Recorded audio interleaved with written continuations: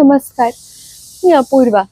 आज आपण भ्रामरी प्राणायाम म्हणजेच हमिंग ब्रेथ शिकणार आहोत। भ्रामरी हा शब्द भ्रमर ह्या संस्कृत शब्दापासून आलेला आहे आणि ज्याचा अर्थ भुंगा किंवा भुंग्यासारखा आवाज असा होतो। या प्राणायामामुळे वेगस नर्व ऍक्टिव्ह होते आणि त्याच्यामुळेच हाय ब्लड प्रेशर किंवा हार्ट रेट वरती त्याचा सकारात्मक परिणाम दिसतो।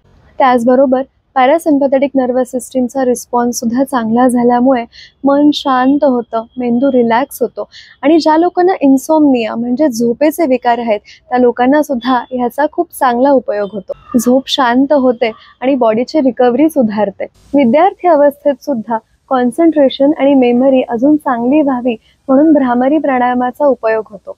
गर्भवती महिलांनी सुद्धा लेबरच्या काळात जर भ्रामरी प्राणायाम केला तर त्यांचा गर्भाशय हा चांगला रिलॅक्स राहतो, वेदना कमी होतात आणि स्मूथ डिलिव्हरीसाठी मदत होते। या प्राणायामाचा रेफरन्स आपल्याला घेरंड संहिता, हठप्रदीपिका अशा काही ग्रंथांमध्ये दिसतो। यामध्ये आपल्याला नाकावाटे श्वास घ्यायचा आहे आणि श्वास सोडताना भुंग्यासारखा म्हणजेच हमिंग असा आवाज करायचा आहे। यासाठी आज आपण षण्मुखी मुद्रा करणार आहोत।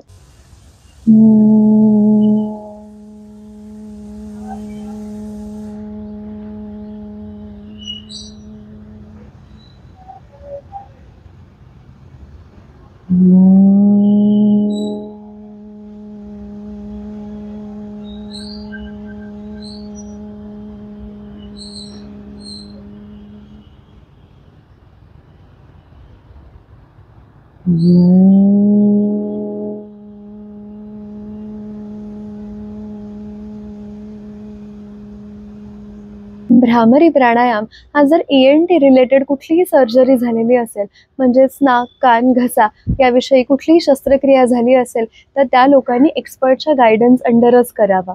या प्राणायामाचा उपयोग तुम्हाला झाला का हे मला नक्की कमेंट बॉक्समध्ये कळवा। धन्यवाद।